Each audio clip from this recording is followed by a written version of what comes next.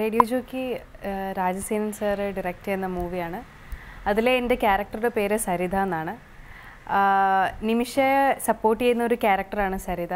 Equally important ആയിട്ടുള്ളൊരു ക്യാരക്ടറാണ്. ശരിക്കും ഒരു എന്താ പറയുക, വളരെ ബോൾഡായിട്ടുള്ളൊരു ക്യാരക്ടറാണ്. എനിക്കൊന്ന് സാറാണ് എന്നെ ആദ്യമായിട്ട് സാരിയിൽ സങ്കല്പിക്കുന്നത്. കാരണം ഇത്രയും നാൾ ഞാനൊരു ന്യൂ ജനറേഷൻ ഡയറക്ടേഴ്സിൻ്റെ കൂടെ വർക്ക് ചെയ്ത ആളാണ്. ഇതുവരെ ഒരു എന്താ പറയുക, ഒരു ചെറിയ കുട്ടിയുടെ ക്യാരക്ടർ അല്ലെങ്കിൽ ഭയങ്കര മോഡേൺ ആയിട്ടുള്ളൊരു വേഷമൊക്കെ ഇട്ട് വരുന്ന ഒരാളെ പെട്ടെന്ന് ഒരു സാരിയിൽ സങ്കല്പിക്കുക എന്ന് പറയുന്നത് എനിക്കൊരിക്കലും ചിന്തിക്കാൻ പറ്റാത്തൊരു കാര്യമായിരുന്നു. പെട്ടെന്ന് സാറിൻ്റെ കോള് വന്നു, ഇങ്ങനെ ഒരു ക്യാരക്ടർ ചെയ്യാൻ താല്പര്യമുണ്ടോ എന്ന് ചോദിച്ചു. അപ്പം ഞാൻ ചോദിച്ചു, സാർ എങ്ങനെയാണ് ക്യാരക്ടറിനെ കുറിച്ച് പറയുമെന്ന് വെച്ചാൽ പറഞ്ഞു, ഇങ്ങനെ സാരിയിൽ വരുന്ന ഒരു ക്യാരക്ടറാണ്, ഒരു കുട്ടിയുടെ അമ്മയാണെന്ന് പറഞ്ഞു. അപ്പോൾ തന്നെ ഞാൻ ഡിഗ്രി പഠിക്കുന്ന ഒരാൾ ഒരു കുട്ടിയുടെ അമ്മ എന്ന് പറയുമ്പോൾ അതെങ്ങനെ ഉണ്ടാവും, ഞാൻ ചെയ്ത് കഴിഞ്ഞാൽ ഓഡിയൻസ് അത് അക്സെപ്റ്റ് ചെയ്യുമോ എന്നുള്ള പേടിയൊക്കെ ഉണ്ടായിരുന്നു. പക്ഷേ എല്ലാം വളരെ നന്നായി തന്നെ വന്നിട്ടുണ്ട്. സാറും വളരെ സപ്പോർട്ടീവായിരുന്നു, ടെൻഷനൊന്നും വേണ്ടാന്ന് പറഞ്ഞു. എല്ലാ കോൺഫിഡൻസും സാർ ഞങ്ങൾക്ക് തന്നിട്ടുണ്ട്. അതുകൊണ്ട് തന്നെ വളരെ നല്ല ഔട്ട്പുട്ട് ഞങ്ങൾക്ക് കൊടുക്കാനും സാധിച്ചിട്ടുണ്ട്. ആദ്യത്തെ ചിത്രം ഷട്ടറാണ്.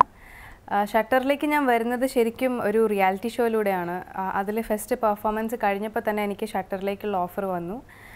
അതിനുശേഷമാണ് ഈ ഷട്ടറിൻ്റെ ഷൂട്ട് പകുതിയായ സമയത്താണ് 22 ഫീമെയിൽ കോട്ടയത്തിലേക്ക് ആഷിഖ് ഇക്ക എന്നെ വിളിക്കുന്നത്. ശരിക്കും ആഷിഖ് എൻ്റെ ഒരു ഫ്രണ്ടായിരുന്നു നേരത്തെ. അങ്ങനെ പെട്ടെന്നൊരു കോൾ വന്നു, എനിക്കിങ്ങനെ 22 ഫീമെയിൽ കോട്ടയം എന്ന് പറഞ്ഞൊരു സിനിമ ഞാൻ ചെയ്യാൻ പോവാണ്, അതിലൊരു ക്യാരക്ടർ ചെയ്യാൻ താല്പര്യമുണ്ടോ എന്ന് ആദ്യം എന്നോട് ചോദിച്ചു.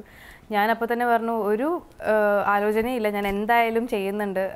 ആഷിഖയുടെ മൂവിയിൽ ചെറിയ ക്യാരക്ടറാണെങ്കിലും ഞാൻ ചെയ്യും എന്ന് പറഞ്ഞു. ഞാൻ ചെന്നു, ആഷിഖിനെ കണ്ടു. ആഷിഖ് അപ്പോൾ പറഞ്ഞു, ഒന്ന് സ്റ്റൈലൊക്കെ മാറ്റേണ്ട വരും, മുടിയൊക്കെ കുറച്ച് വെട്ടിക്കളയേണ്ട വരും എന്ന് പറഞ്ഞു. ഞാൻ ഒന്നും നോക്കണ്ട, ഞാൻ റെഡിയാണ് എന്ന് ആദ്യം പറഞ്ഞു. പക്ഷേ ഷട്ടറിൻ്റെ ഷൂട്ട് അതേ സമയം നടക്കുന്നതുകൊണ്ട് എനിക്ക് അതിനുവേണ്ടി മുടി വെട്ടാനോ അല്ലെങ്കിൽ വേറെ എന്തെങ്കിലും ചെയ്യാനോ ഒന്നും പറ്റിയില്ല. അതൊക്കെ ഞാൻ ആ സമയത്ത് ചെറുതായിട്ട് പേടിച്ചു. കാരണം എനിക്ക് പറ്റില്ല എന്ന് പറയുമ്പോൾ ഇനി വേറൊരു ആർട്ടിസ്റ്റിനെ മതി, റിയയ്ക്ക് അതൊന്നും പറ്റുന്നില്ല എന്നുള്ള ഇതിൽ എനിക്ക് ചെയ്യാൻ പറ്റാതെ പോകുമെന്ന് ഞാൻ പേടിച്ചിരുന്നു. പക്ഷേ എനിക്ക് എന്താ പറയുക, ആഷിഖ് വളരെയധികം പറഞ്ഞു, എൻ്റെ അടുത്ത് പറഞ്ഞു, ഒന്നും പേടിക്കണ്ട, നീ ഇങ്ങ് വാ, നമുക്ക് മുടിയൊക്കെ ആ സമയത്ത് എന്തെങ്കിലുമൊക്കെ ചെയ്യാമെന്ന് പറഞ്ഞു. എനിക്ക് ഭയങ്കര കോൺഫിഡൻ്റ് ആയിരുന്നു ആ കാര്യത്തിൽ. അങ്ങനെ ഞാൻ ബാംഗ്ലൂരിൽ ചെന്നു, വിഗൊക്കെ വെച്ച് എല്ലാം സെറ്റ് ചെയ്ത്. പക്ഷേ അത് ഏറ്റവും സ്യൂട്ടബിൾ ആയിട്ടുള്ളൊരു വിഗായിരുന്നു. ഷൂട്ട് കഴിഞ്ഞ് റിലീസായി കഴിഞ്ഞപ്പോഴേക്കും എല്ലാവരും പറഞ്ഞു, ഒരു കാര്യം ചെയ്യും, മുടിയൊക്കെ അങ്ങനെ വെട്ടിക്കോ, അതായിരിക്കും നല്ലതെന്ന് എല്ലാവരും പറഞ്ഞു എൻ്റെ അടുത്ത്.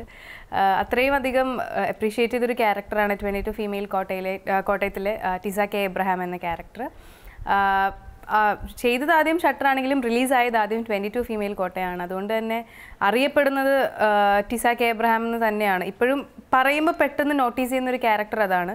പിന്നെ ഷട്ടർ റിലീസായി, ഇപ്പം വളരെയധികം എല്ലാവരും പറഞ്ഞു, നന്നായി ചെയ്തിട്ടുണ്ട് ആ ക്യാരക്ടർ, ഇത്രയും റിയലിൽ നിന്നും പ്രതീക്ഷിച്ചില്ല എന്ന് പോലും എല്ലാവരും പറഞ്ഞിട്ടുണ്ട്. വളരെയധികം സന്തോഷമുണ്ട്. എനിക്കതിന് ഏറ്റവും കൂടുതൽ താങ്ക്സ് പറയേണ്ടത് ഡയറക്ടർ ജോയ് മാത്യു സാറിനോടാണ്.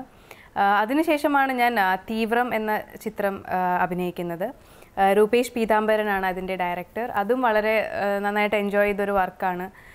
പിന്നെ ചാപ്റ്റേഴ്സ്, അത് കഴിഞ്ഞ് അരികിലൊരാൾ ചെയ്തു, അത് റിലീസായി മൂവി. നല്ല റിപ്പോർട്ട്സ് ഉണ്ട് മൂവിക്ക്. പിന്നെ റേഡിയോ ജോക്കി ഇനി ചെയ്യാൻ പോകുന്നത് സത്യൻ സാറിൻ്റെ പടം. ഇപ്പം ഷൂട്ട് നടന്നുകൊണ്ടിരിക്കുന്നത് സത്യനന്ദിക്കാട് സാറിൻ്റെ പടമാണ്.